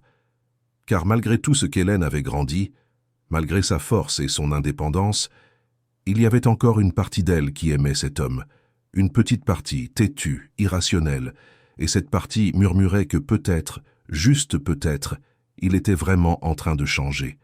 Elle avait vu quelque chose dans ses yeux pendant l'événement, quelque chose de réel, quelque chose de brisé mais qui tentait de se reconstruire. Mais serait-il juste envers elle-même de lui donner cette chance? Serait-ce une faiblesse ou une sagesse? Hélène n'avait pas de réponse. C'est pendant cette indécision que Léonard apparut de nouveau dans sa vie, mais pas de la manière dont elle s'y attendait. Elle était dans son bureau, révisant des propositions pour de nouveaux événements, lorsque son assistante entra avec une expression étrange sur le visage. « Hélène, il y a quelqu'un ici qui veut vous parler, mais il n'a pas pris rendez-vous. Il a dit que c'était personnel. Qui est-ce? » Léonard Delacroix. Le cœur d'Hélène fit un bond. Elle respira profondément, se ressaisit. « Dites que je suis occupée, qu'il doit prendre rendez-vous comme n'importe qui d'autre. » L'assistante acquiesça et sortit, mais elle revint 2 minutes plus tard. Il a dit qu'il attendrait, que peu importe le temps que cela prendrait, il resterait là jusqu'à ce que vous puissiez le recevoir. Hélène soupira. Elle connaissait Léonard suffisamment bien pour savoir qu'il était têtu quand il décidait quelque chose. « 5 minutes, dit-elle. Donnez-lui 5 minutes et ensuite faites-le entrer. » Quand Léonard entra dans le bureau, Hélène était assise derrière son bureau, posture professionnelle, expression neutre. Il semblait fatigué. Il y avait des cernes sous ses yeux. Sa barbe était un peu plus longue que d'habitude, mais il y avait aussi quelque chose de différent, quelque chose de plus doux dans ses traits. « Asseyez-vous, » dit Hélène, désignant la chaise devant le bureau. Léonard s'assit, tenant quelque chose dans ses mains. C'était une grande enveloppe jaune. « Je sais que vous ne voulez pas me parler, commença-t-il, et je le respecte complètement, mais je devais vous apporter ceci personnellement. » Il posa l'enveloppe sur le bureau. Hélène l'observa avec méfiance. « Qu'est-ce que c'est ?»« Des documents, » répondit Léonard. « Premièrement, une lettre de recommandation. J'aurais dû vous la donner, à 1 an, mais j'étais cruel exprès. Deuxièmement, un chèque correspondant à 1 an de salaire en guise d'indemnisation pour la façon dont je vous ai licencié. Troisièmement, une déclaration écrite attestant que vous avez été une employée exemplaire et que le licenciement était injustifié. » Hélène regarda l'enveloppe mais ne la toucha pas. « Pourquoi faites-vous cela ?»« Parce que c'est ce qui est juste, » dit simplement Léonard. « Je ne demande rien en retour. Je n'attends pas que cela change quoi que ce soit entre nous. C'est juste ce que j'aurais dû faire depuis le début. » Hélène prit finalement l'enveloppe et l'ouvrit. Tout ce qu'il avait dit était là. La lettre de recommandation était authentique, détaillée, louant ses compétences de manière spécifique et honnête. Le chèque avait une valeur significative. La déclaration était claire et sans ambiguïté. Elle remit tout dans l'enveloppe et regarda Léonard. « Merci, dit-elle. C'est inattendu. »« Cela aurait dû être attendu, » corrigea-t-il. « Mais je comprends que vous ne me fassiez plus confiance. C'est pourquoi tout est documenté, légal, sans faille. » Ils restèrent silencieux un instant. Hélène tambourina du doigt sur la table, pensive. « Vous avez vraiment changé, » dit-elle. « Non pas comme une question, mais comme une observation. »« J'essaie, » répondit Léonard. « Je ne sais pas si j'y suis parvenu. Je ne sais pas si un jour j'arriverai à être le genre de personne qui mérite votre pardon. Mais j'essaie tous les jours. » Hélène l'observa. Elle vit la sincérité, Elle vit l'effort. Elle vit l'homme qui, lentement, émergeait de ses propres ruines. « J'ai reçu une proposition de travail à Lyon », dit-elle soudain, sans savoir pourquoi elle partageait cela avec lui. Léonard parut surpris, mais quelque chose traversa son visage. Douleur, peut-être, ou résignation. « Vous devriez accepter, dit-il, la voix ferme. C'est une opportunité incroyable. Vous le méritez, et bien plus, encore. Mais ?» Hélène sentit qu'il y avait un « mais » non dit. Léonard hésita. « Mais vous me manquerez, » admit-il. « Non pas parce que je pense avoir le droit de ressentir cela, juste parce que c'est la vérité. Depuis que vous êtes parti, ma vie a ce vide que rien ne comble. Et je sais que c'est mon problème, pas le vôtre. Mais j'avais besoin que vous le sachiez. » Hélène sentit quelque chose bouger dans sa poitrine, quelque chose qu'elle avait enfermé il y a longtemps. « Léonard, pourquoi êtes-vous vraiment ici ?» Il rencontra son regard. « Parce que je veux faire les choses correctement cette fois. Je ne vous demande pas de me pardonner, je ne vous demande pas de rester, je ne demande rien. Je veux juste que vous sachiez que j'ai vu l'erreur que j'ai commise, et que si je pouvais remonter le temps, je ferais tout différemment. » « Et que feriez-vous différemment ?» demanda Hélène, se penchant en avant. Léonard réfléchit avant de répondre. « Je vous aurais vu, dit-il simplement. Vraiment vu. Non pas comme une employée, mais comme une personne.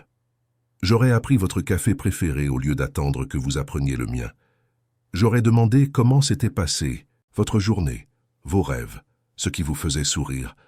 Je vous aurais traité comme vous méritiez d'être traité dès le premier jour. » Hélène sentit ses yeux picoter, mais elle cligna des yeux pour retenir les larmes.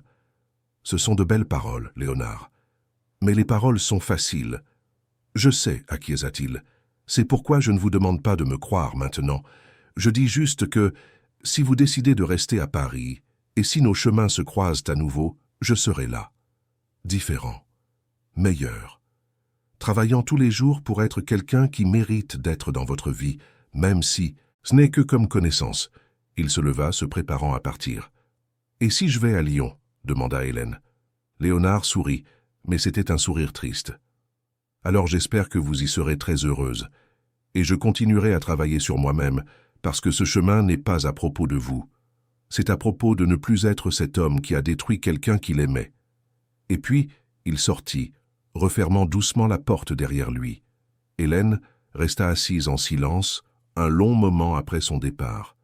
Elle regarda l'enveloppe sur la table. Elle pensa à ses mots. Elle pensa au changement qu'elle avait vu dans ses yeux. Elle pensa à Lyon. Elle pensa à Paris.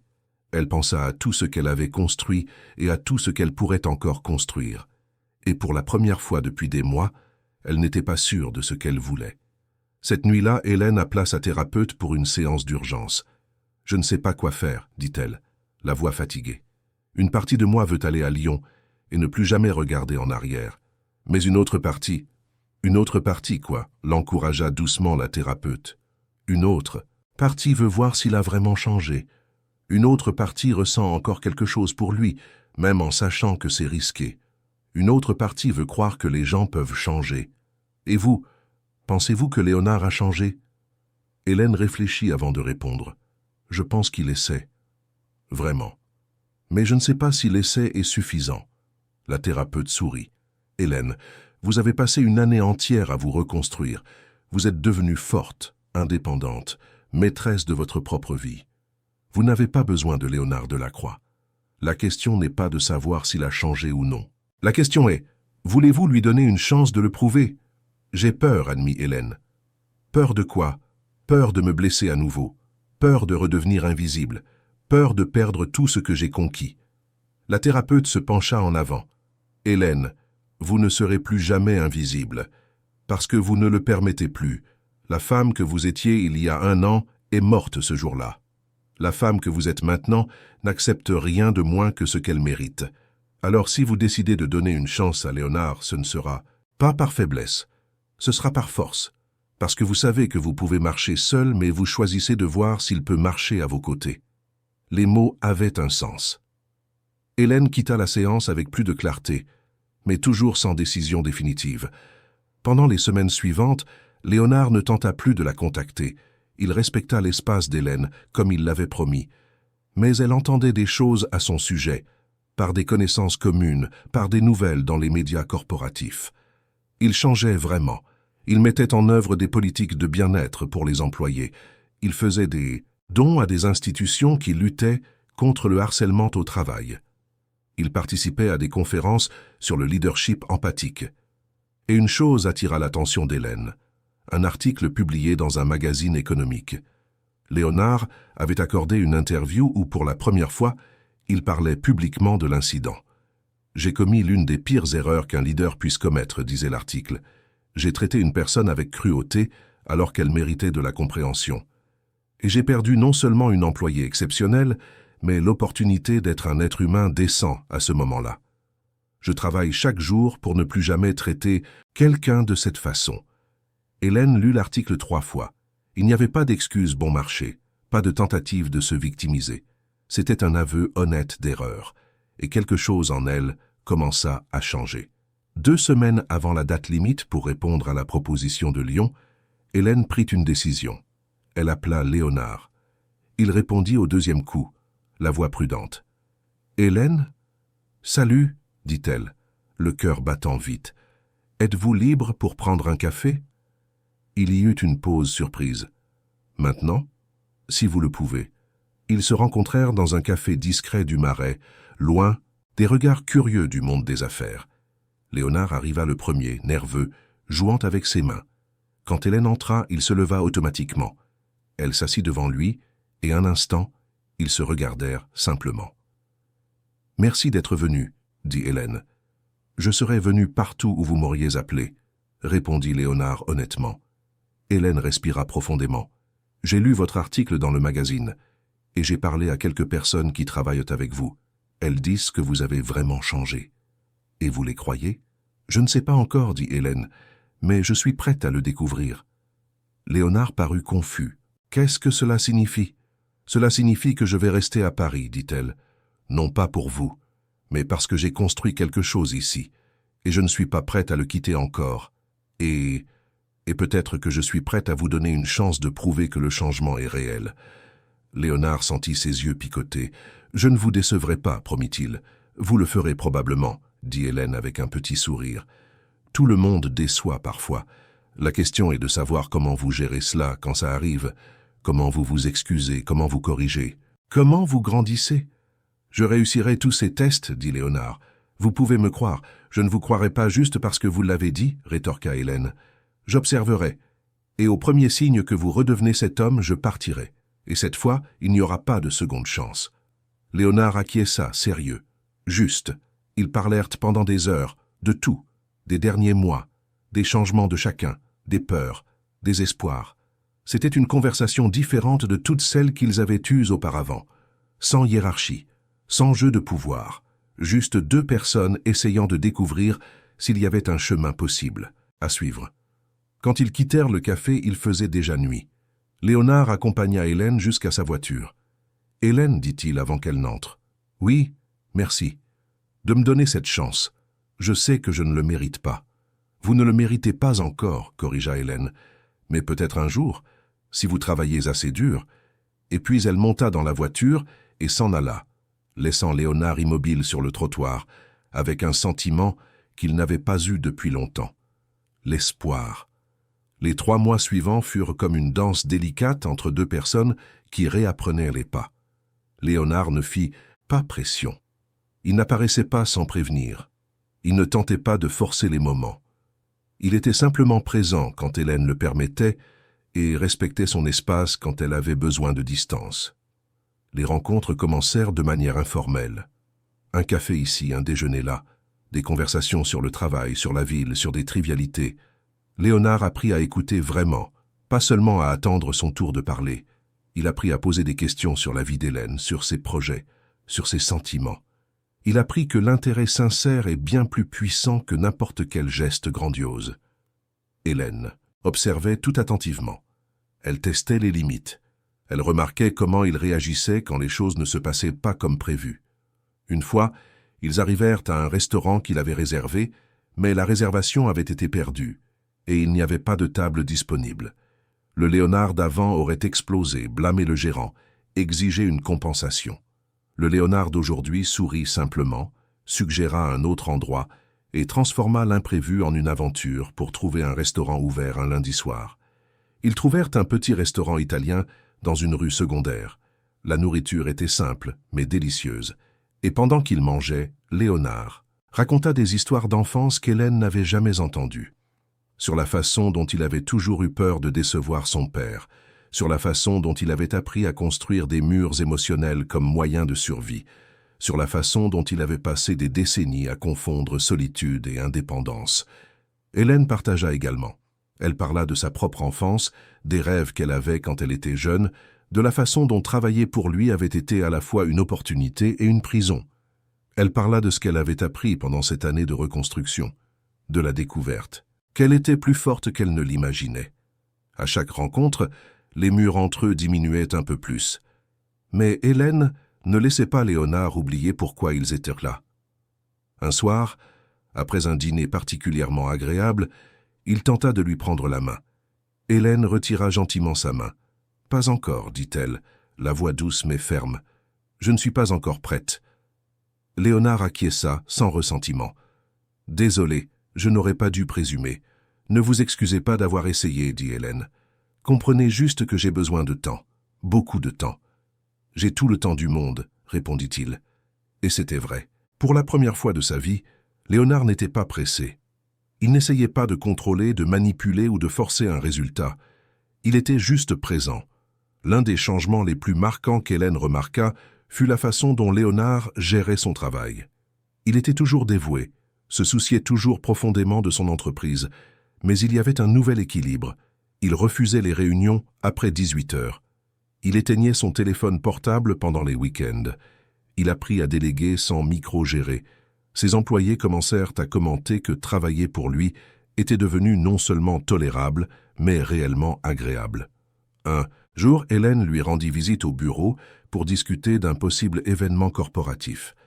En attendant à la réception, elle observa comment il interagissait avec son équipe. Il était poli, demandait les choses au lieu de les ordonner, remerciait sincèrement quand quelqu'un faisait bien son travail. Quand une assistante laissa tomber une pile de papier, au lieu de s'irriter, il se pencha simplement pour l'aider à les ramasser.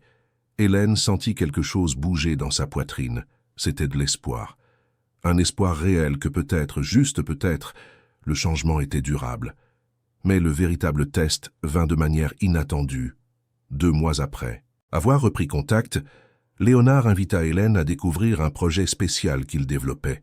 C'était une initiative de bourse d'études pour des jeunes issus de communautés défavorisées qui souhaitaient étudier l'administration. Il avait investi une part significative de sa fortune personnelle dans ce projet. « Pourquoi faites-vous cela ?» demanda Hélène, alors qu'il visitait l'espace où les cours auraient lieu. Léonard resta silencieux un instant, regardant par la fenêtre les jeunes qui jouaient dans la cour.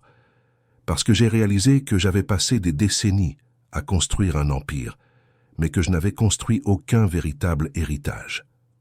L'argent disparaît. Les entreprises peuvent faire faillite. Mais si je peux changer la vie de certaines personnes, donner des opportunités à ceux qui n'en ont jamais eu, peut-être qu'au final mon existence aura valu quelque chose. » Il se tourna vers elle. « Vous m'avez inspiré cela, Hélène. Vous n'avez jamais eu les opportunités que j'ai eues, mais vous êtes devenue quelque chose d'extraordinaire juste avec de la détermination. Je veux aider d'autres personnes à avoir cette chance. » Hélène sentit ses yeux picoter. Cet homme était si différent du Léonard qu'elle avait connu 2 ans auparavant qu'elle avait parfois l'impression de parler à une personne complètement nouvelle. « Vous avez vraiment changé, dit-elle doucement. « J'essaie, corrigea-t-il comme toujours. Mais oui, je pense que je suis devenu quelqu'un de meilleur. Pas parfait, mais meilleur. » Hélène fit un pas vers lui et, pour la première fois en plus d'1 an, toucha son visage de sa main. Léonard ferma les yeux, s'inclinant légèrement sous le contact. « Merci, dit-elle. « Pourquoi ? De me montrer que cela valait la peine de donner cette chance. » Les jours se transformèrent en semaines, et les semaines en mois. La relation entre Hélène et Léonard s'approfondit lentement. Il n'y avait pas de précipitation. Il n'y avait pas de pression. C'était comme planter une graine et avoir la patience de la voir grandir. Léonard commença à connaître les amis d'Hélène, le monde qu'elle avait construit loin de lui. C'étaient des gens authentiques, créatifs, passionné par ce qu'il faisait. Il s'assit dans des cercles de conversation sur l'art, participa à des dîners décontractés où les gens riaient fort et racontèrent des histoires embarrassantes. C'était si différent du monde corporatif froid auquel il était habitué. Un soir, lors d'un de ces dîners, une amie d'Hélène raconta une histoire embarrassante sur la première fois qu'elle avait essayé de cuisiner pour un petit ami et qu'elle avait tout brûlé. Tout le monde rit, y compris elle. Puis ils regardèrent Léonard, s'attendant à ce qu'il partage aussi une histoire. Léonard fut mal à l'aise un instant. Il n'avait jamais fait ça. Il ne s'était jamais permis d'être aussi vulnérable. Mais il regarda Hélène, qui l'encourageait du regard, et décida d'essayer. « Je n'ai jamais cuisiné pour personne, » admit-il. « En fait, je sais à peine cuisiner. Mais une fois, j'ai essayé de me faire un petit déjeuner, et j'ai réussi à brûler même le pain grillé. J'ai dû acheter un nouveau grille-pain. Le groupe rit, mais c'était un rire chaleureux, sans jugement. Et Léonard réalisa que c'était bon. Être humain, être imparfait, être accepté malgré tout. Quand le dîner se termina et que tout le monde fut parti, Hélène et Léonard restèrent seuls sur le balcon de son appartement. La nuit était agréable, avec une légère brise apportant l'odeur de la pluie qui menaçait de tomber. « Vous vous êtes bien débrouillé aujourd'hui, » dit Hélène, souriante. « J'ai eu l'impression d'apprendre une nouvelle langue, » admit Léonard. « Mais c'était bien, différent. Vous n'avez pas besoin d'être quelqu'un d'autre, » dit Hélène. « Vous avez juste besoin d'être vous-même, mais la meilleure version de vous. » Léonard se tourna vers elle. « La meilleure version de moi est la version qui est avec vous. » Hélène sentit son cœur s'accélérer. Il y avait quelque chose dans l'air entre eux, quelque chose qui se construisait depuis des mois, une bonne tension, pleine de possibilités. « Léonard, » commença-t-elle hésitante. « Oui, je pense que je suis prête. » « Prête à quoi ?» Hélène fit un pas vers lui, comblant la distance qu'il maintenait toujours, pour réessayer, pour voir où cela nous mène. Léonard eut l'impression que tout l'air avait été aspiré de ses poumons. Il leva lentement les mains, lui laissant le temps de changer d'avis, et les posa délicatement sur son visage. « Êtes-vous sûr ?» murmura-t-il. « Parce que je ne veux pas que vous le regrettiez. Je ne regrette plus les choses, » dit Hélène. « Je choisis. Et je choisis cela. Je vous choisis. Pas le vous d'il y a 2 ans, mais le vous d'aujourd'hui. » Et puis, ils s'embrassèrent. Ce fut doux, prudent, chargé d'une année de douleur traitée et guérie. Quand ils se séparèrent, tous deux avaient des larmes aux yeux. « Je ne vous décevrai pas, » promit Léonard de nouveau. « Vous le ferez probablement, » dit Hélène avec un sourire. « Parce que nous sommes humains. Mais la différence, c'est que maintenant je sais que vous allez essayer de réparer. Et je ferai de même. » Les 3 mois qui suivirent ce baiser furent les plus heureux de la vie de Léonard, non pas parce que tout était parfait, mais parce que c'était réel. Ils se disputaient parfois. Hélène le rappelait à l'ordre quand il retombait dans d'anciens schémas de comportement. Léonard apprenait à s'excuser sincèrement, sans justification, sans défensive. Il l'emmenait à des rendez-vous, simples, élaborés, créatifs. Une fois, il loua un planétarium entier, juste pour qu'il puisse observer les étoiles en paix. Une autre fois, il apprit à faire des pâtes artisanales, juste pour lui préparer un dîner spécial. Il rata 3 tentatives avant de réussir, mais Hélène mangea quand même, riant de l'imperfection délicieuse du geste. Léonard découvrit qu'il aimait voir Hélène rire. Il aimait la façon dont ses yeux brillaient quand elle parlait de ses projets. Il aimait sa gentillesse envers les inconnus, mais sa fermeté quand il le fallait. Il aimait tout en elle, y compris les parties qui le mettaient au défi d'être meilleur. Et Hélène réapprenait à faire confiance. Non pas aveuglément mais consciemment. Choisissant de croire que les gens pouvaient changer, que l'amour n'était pas une question de perfection, mais d'effort constant. Pour leur 3e mois d'anniversaire de leur relation officielle, Léonard avait prévu quelque chose de spécial. Il appela Hélène un mercredi matin. « Mettez quelque chose de joli ce soir », dit-il mystérieusement. « J'ai une surprise. » « Quel genre de surprise ?»« Si je vous le dis, ce n'est plus une surprise. » Hélène rit. « D'accord. Mais si c'est trop extravagant, je serai fâché. »« Ce n'est pas extravagant, » promit-il. « C'est significatif. » Le soir, Léonard vint chercher Hélène à son appartement. Elle était magnifique, vêtue de la robe bleue marine qu'il adorait. Mais quand elle vit où il conduisait, son cœur commença à battre plus vite. « Léonard, dit-elle, la voix tendue, c'est le chemin vers votre maison. »« Je sais, répondit-il, lui serrant la main. Faites-moi confiance. » Quand ils arrivèrent au manoir du faubourg Saint-Germain, Hélène sentit une vague de souvenirs, bons et mauvais. La maison où elle avait passé 2 ans, la maison où elle avait aimé en silence, la maison où elle avait été détruite. « Respire, dit Léonard doucement, percevant son anxiété. Je te promets que ça va être bien. » Il la conduisit non pas à l'entrée principale, mais par les jardins à l'arrière. Et là, Hélène vit. La serre de rose qui avait toujours été là, mais qu'elle entretenait avec soin, était complètement illuminée. Des bougies dans des récipients en verre créaient une lumière douce et romantique. Une table pour 2 était dressée au centre, entourée des roses qu'elle cueillait chaque semaine. « Léonard, murmura-t-elle, émue. Je voulais vous ramener ici, expliqua-t-il, mais pas à l'endroit où les choses se sont mal passées. Je voulais vous ramener à l'endroit où vous mettiez toujours de la beauté. Cette serre n'existait que parce que vous en preniez soin. Je ne me suis jamais soucié des fleurs, mais vous teniez à les garder vivantes, parfumées, belles. Alors j'ai pensé qu'il était approprié de créer un nouveau souvenir ici. » Hélène avait les larmes aux yeux. « C'est magnifique. » Ils dînèrent entourés du parfum des roses. Léonard avait cuisiné personnellement, avec l'aide d'un chef qu'il avait engagé pour lui apprendre. La nourriture n'était pas parfaite, mais elle était faite avec amour. Et c'était tout ce qui comptait. Pendant le dîner, ils parlèrent de tout, du passé qui les avait façonnés, du présent qu'ils construisaient ensemble, de l'avenir qu'ils commençaient à imaginer. Quand ils eurent fini le dessert, Léonard devint visiblement nerveux. Il jouait avec son verre, regardait ses mains, respirait profondément. « Ça va ?» demanda Hélène. « Oui, répondit-il, juste nerveux. Pourquoi ?» Léonard se leva et commença à parler. « Hélène Dubois, il y a 3 mois, je vous ai dit que j'avais tout le temps du monde. Et c'était vrai. Mais ces 3 mois m'ont montré quelque chose. Ils m'ont montré que je ne veux pas seulement du temps avec vous. Je veux une vie entière. Je veux me réveiller chaque jour et être l'homme qui mérite d'être à vos côtés. Je veux être là quand vous aurez d'incroyables succès à célébrer.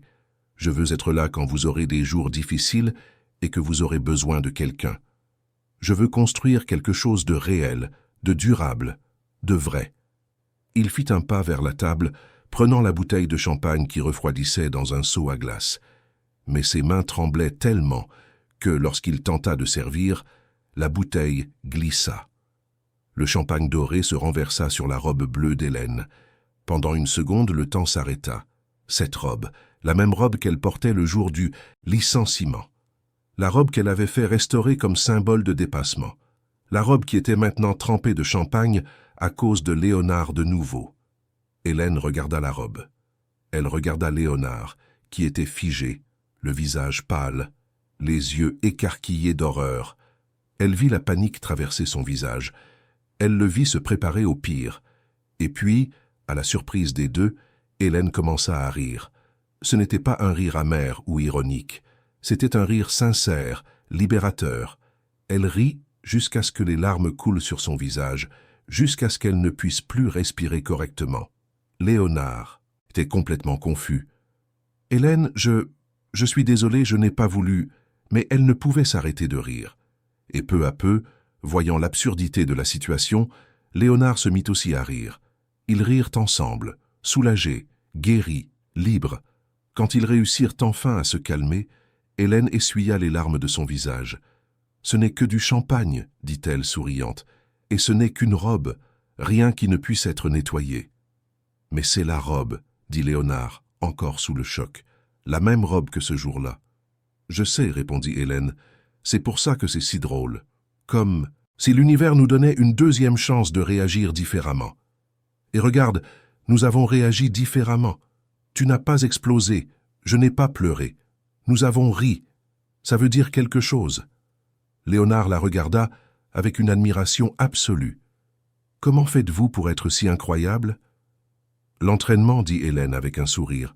Beaucoup, beaucoup d'entraînement. » Léonard respira profondément. L'heure était venue.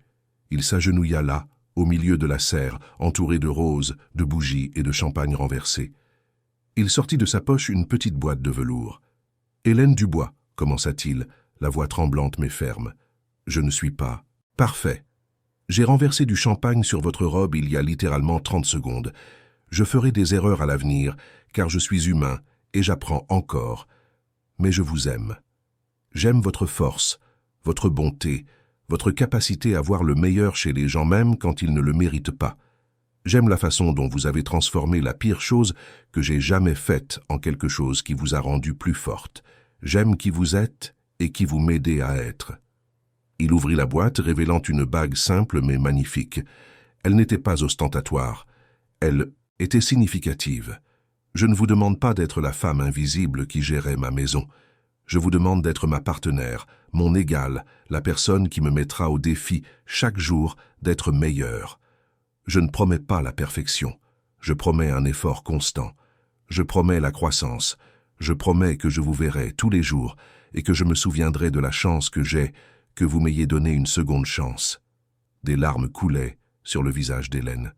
Mais c'étaient de bonnes larmes. « Épouse-moi » demanda Léonard, les yeux également embués. « Laissez-moi passer le reste. De ma vie à essayer de vous mériter. » Hélène le regarda. Elle vit l'homme brisé qu'il avait été. Elle vit l'homme qu'il devenait. Elle vit toutes les possibilités d'un avenir ensemble, avec des défis et des joies, avec des imperfections et de l'amour. Et elle vit qu'elle était prête. « Oui, » dit-elle, la voix ferme et claire. « Oui, je vous épouse. » Léonard lui passa la bague au doigt avec des mains tremblantes. Puis il se leva et la serra fort dans ses bras. Ils restèrent ainsi longtemps, se tenant l'un l'autre, pleurant, riant, ayant du mal à croire qu'ils en étaient arrivés là. Quand ils se séparèrent enfin, Hélène regarda sa robe trempée et rit de nouveau. « Vous savez que vous allez devoir m'acheter une nouvelle robe pour le mariage, n'est-ce pas ?» Léonard rit aussi. « J'achèterai 1000 robes si vous voulez. Ou mieux, je vous donnerai ma carte et vous achèterez autant que vous voudrez. » « D'accord. » Ils sortirent de la serre, main dans la main, marchant dans les jardins qu'Hélène avait si tendrement entretenus. Le manoir était silencieux mais plus froid, car maintenant il y avait de la vie, de l'amour, de l'espoir. Léonard s'arrêta devant l'entrée principale. « Venez, vivre avec moi ici ?» demanda-t-il, non pas en tant qu'employée, mais en tant que maîtresse de maison, en tant que mon épouse. Hélène réfléchit avant de répondre. « Je vivrai avec vous, » dit-elle. « Mais pas ici. Nous chercherons un nouvel endroit. Un endroit qui sera le nôtre dès le début. Sans mauvais souvenirs, juste de bonnes possibilités. » Léonard sourit. « Parfait. » Dans les mois qui suivirent, ils cherchèrent et trouvèrent une maison plus petite, plus accueillante, dans un quartier tranquille de Paris. Ce n'était pas un manoir, c'était un foyer. Ils la décorèrent ensemble, chaque pièce reflétant les deux. Le bureau d'Hélène était aussi grand que celui de Léonard. La cuisine avait de la place pour qu'ils cuisinent ensemble, trébuchant et riant et créant leurs propres recettes désastreuses. Hélène n'abandonna pas sa carrière. Elle continua à coordonner des événements, à développer son entreprise, à réaliser ses rêves. Et Léonard était à ses côtés, non pas pour contrôler, mais pour soutenir. Il assistait à ces événements, non pas en tant qu'invité VIP, mais en tant que compagnon fier. Il célébrait ses succès sincèrement. Il consolait ses déceptions par une présence réelle. Ils apprirent à se disputer sainement, à s'excuser quand ils se trompaient, à célébrer quand ils réussissaient, à être imparfaits ensemble. Le jour du mariage, une cérémonie intime avec seulement des amis proches et la famille, Hélène entra seule. Non pas parce qu'elle n'avait personne pour l'accompagner, mais parce qu'elle voulait montrer qu'elle arrivait à cet hôtel par choix personnel, sans être donnée par quelqu'un. Léonard l'attendait à l'hôtel, et quand il la vit, il pleura. Il n'essaya pas de cacher ses larmes. Il laissa tout le monde voir l'homme vulnérable, ému, complètement amoureux. Les vœux furent écrits par eux-mêmes. « Hélène, » commença Léonard quand ce fut son tour, « je promets de vous voir tous les jours. Pas seulement regarder, mais vraiment voir. Voir votre force, votre beauté, vos peurs, vos rêves. Je promets de trébucher, car je suis humain. Mais je promets de toujours me relever et d'essayer à nouveau. Je promets que vous ne serez plus jamais invisible, car je passerai le reste de ma vie à vous montrer à quel point vous illuminez le monde.